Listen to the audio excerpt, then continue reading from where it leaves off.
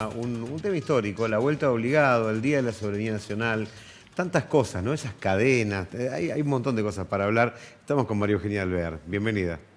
Muchas gracias. Y sí, es un tema que, a ver, trascendental en nuestra historia por lo que implicó, ¿no?, esa batalla. Vos decías las cadenas y todo el misticismo, ¿no?, alrededor, pero en realidad tiene que ver con un momento crucial, ¿no?, justamente de la soberanía, de la protección de la soberanía de nuestro territorio. Claro, es como que a partir de ese momento hay un punto de inflexión y Sí, guarda con estos. Exacto. Guarda con los argentinos que se defienden. Sí, fue un antes y un después, porque, bueno, vamos a entrar en detalles por qué. En ese tiempo, estamos hablando de 1845, donde Rosas, si bien era gobernador de Buenos Aires, junto con las provincias de la Confederación Argentina, o de las Provincias Unidas, tenía el manejo de las relaciones exteriores. Entonces había varios conflictos que tenían que ver con potencias extranjeras, pero también había conflictos internos con lo que era la navegación de los ríos, tanto el río Paraná como el río Uruguay, ¿no? Estamos hablando para la gente que por ahí no sigue el año, o sea, es una provincia de Buenos Aires con capital. Exacto, con Buenos Aires, o sea, la ciudad de Buenos Aires era puerto, la capital. Exacto. Y tenía el puerto, o sea, era distinto que está Buenos Aires desmembrada que tenemos. No, por supuesto, o sea, tenía, el manejo de la aduana, bueno, eso generaba también, ¿no?, muchos conflictos que hasta el día de hoy siempre tocamos, ¿no?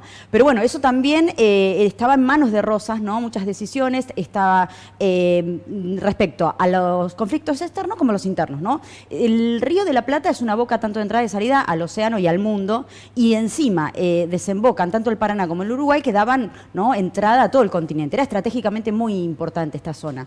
¿Qué sucede? Históricamente Inglaterra y Francia obviamente tenían los ojos puestos en América, y en su afán imperialista, a pesar de haber sido históricamente ellos, digamos, muy enfrentados, ¿no?, enemigos, habían salido de una guerra de 100 años, pergeniaron toda esta odisea de armar un escuadrón inmenso, porque estamos hablando de 90, están, ¿no?, detallados 90 barcos mercantes, pero precedidos por 20 buques de guerra, para avanzar y finalmente tomar. Nosotros a lo largo del siglo XIX tuvimos varios bloqueos anglo-franceses o franceses o ingleses por justamente este interés en ubicar las mercaderías, ¿no?, tanto de Inglaterra como de Francia. No nos olvidemos también que Rosa tenía esta disputa, este enfrentamiento con Urquiza, ¿no?, que quería que todo el litoral, Entre Ríos, Corrientes, también tuviera puertos. Exactamente, ¿no? Entonces, por donde lo viera, la situación era compleja. ¿Qué pasa? La inferioridad numérica, estratégica y técnica de las tropas de Rosas con respecto a todo este escuadrón que se venía, ¿no?, que ya se sabía, hacen que, bueno, es un poco resultado, como dicen, de la viveza criolla, ¿no? Esta estrategia de ubicar de lado a lado, en un recodo del río, justamente, donde se estrecha, ¿no?, y quedan de margen a margen, de orilla a orilla, poca distancia. Al mando de esta operación estaba Lucio Mansilla. Lucio Mansilla padre, no Lucio B. Mansilla, el escritor famoso. Exacto, sí. Que, bueno, justamente era cuñado de Rosas, estaba casado con Agustina, la hermana de Rosas, y bueno, tienen a este hijo que después fue un famoso escritor. Pero bueno, Mansilla junto con Rosas tuvieron la idea de, y acá viene el protagonismo de las cadenas, ¿no?, a lo largo de ese recodo, ubicar varias barcazas y botecitos, obviamente unidas con cadenas que eran, ¿no?, muy, muy fuertes y muy largas, pero cargados esos barquitos, entre comillas, eran muy, muy precarios, con explosivos. Entonces esto fue un freno, ¿no?, fue una barrera para ese inmenso avance, y desde las barrancas que eran más altas, ahí atacaron con lo poco que se tenía. ¿Qué sucede? Esto sí, obviamente detuvo por unos instantes, no muchos, el avance, y fue donde se desarrolló el momento más violento, ¿no? Hubo alrededor de 250 bajas del lado argentino, 50 del lado anglo-francés, pero hay un momento que es una anécdota que trasciende, ¿no?, justamente, que es también un ícono de la demostración, ¿no?, del fervor patriótico, del heroísmo, que es que las fanfarrias que siempre había, ¿no?, junto a las tropas, entonaron el himno nacional argentino, y eso también hasta sorprendió, ¿no?, a las tropas enemigas, porque es un acto de justamente soberanía y de heroísmo muy importante. Esto trascendió, por supuesto, y fue la gran anécdota de lo que quedó en como resultado de esa batalla. Ahora, ¿entraron? Sí, entraron. pero se encontraron con una especie de boicot generalizado en los distintos puertos que quisieron ubicar sus mercaderías y tuvieron que regresar, ¿no? Este conflicto, a ver, tuvo unos años y acá aparece otra figura trascendental que es el que termina de resolver, participando como mediador, que es nada más y nada menos que San Martín. San Martín, si bien no compartía, ya estando hace años en Europa, no compartía algunas posturas políticas o ideas políticas con Rosas, siempre destacaba el manejo de las relaciones exteriores. O sea, y cómo Rosas siempre priorizaba, ¿no? Bueno, justamente, volvemos a lo mismo, la soberanía, la protección del territorio, ¿no? Frente a los intentos de avances, reconquista y demás. Entonces, termina ante la Cancillería en Francia, San Martín de intermediar y resolver este conflicto, donde se reconoce, ¿no?, la libre navegación de los ríos y con nuestro, obviamente, nuestra soberanía.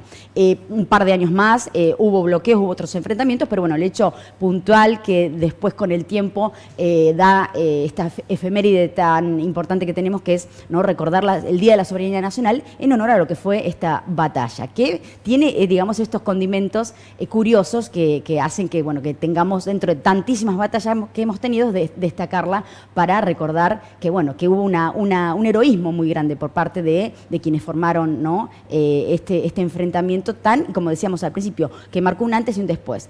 Siempre se destacó, más allá de las diferencias y la inferioridad, esa valentía, ¿no?, ese coraje de los americanos, que bueno, por eso también siempre fuimos famosos, ¿no?, en este periodo, a lo largo del siglo XIX. Aparte de esto de, acá estamos, ojo que estás entrando a un país, exacto, ¿no? Porque antes pasaban por los ríos como Pancho por su casa. Exacto, como dicen todos, sí, ¿no? sí, O sea, hacían. Y esta es la idea, ¿no? El empezar a defender hasta dónde llegaban las fronteras y hasta dónde los extranjeros podían hacer lo que querían o someterse a la soberanía de un poner país. límites. Y Rosas, más allá de que podemos criticarlos, analizar aspectos positivos y negativos de su gobierno, fue una de las épocas más violentas, ¿no?, de enfrentamientos entre unitarios y federales.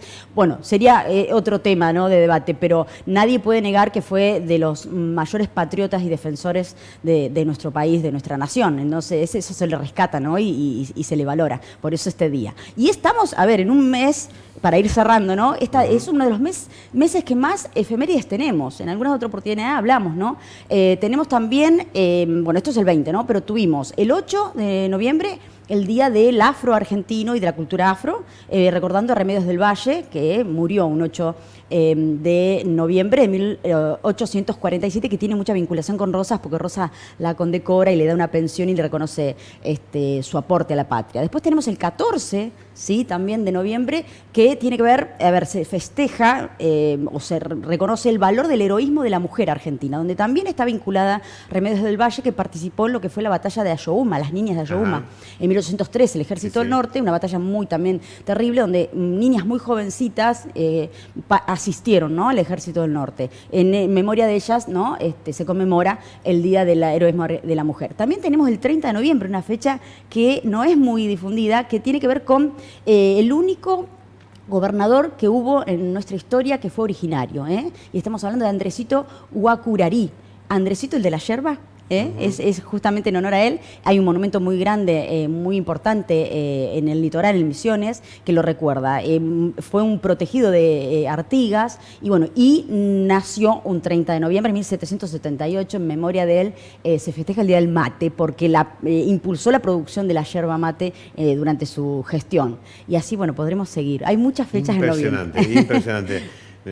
Mari, como siempre, muchísimas gracias por tu presencia. Los que quieran saber más de las cadenas, mira, hay un documental en Encuentro, motivo de que se estuvieron buscando estas cadenas y se encontraron. Sí, se hicieron muchas excavaciones, sobre el yacimiento del río. Y se encontraron, son de importantes proporciones y están ahí en ese canal. Y hay un monumento muy interesante a Rosas, sí, está explotado turísticamente, históricamente, ¿no? Es un lugar lindo de visitar. Muchísimas gracias. No, gracias a vos.